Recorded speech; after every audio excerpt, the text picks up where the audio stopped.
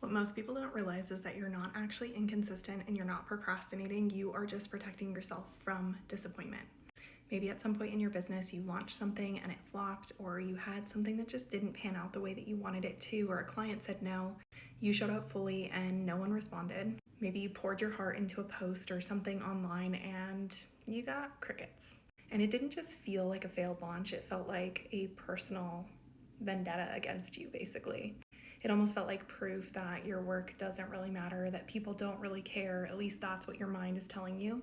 That maybe you're not meant for this, or people don't see you as an authority, or you're not pretty enough. Whatever goes through your mind's basically just being an asshole.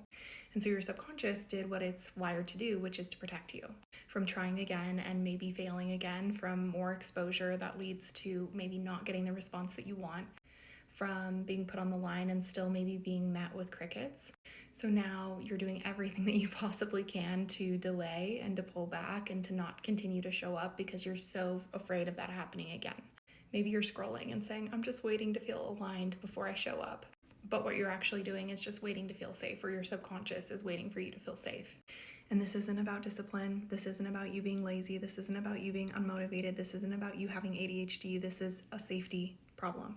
And until your subconscious feels safe showing up, being celebrated, being rejected, being seen, all of the above, you will keep self-protecting and calling it procrastination. This is why I don't just help people with strategy when it comes to business growth. I help people with their behavior as well too, and to rewire the actual block behind the behavior, because all subconscious blocks typically result in some sort of behavior that's not serving us.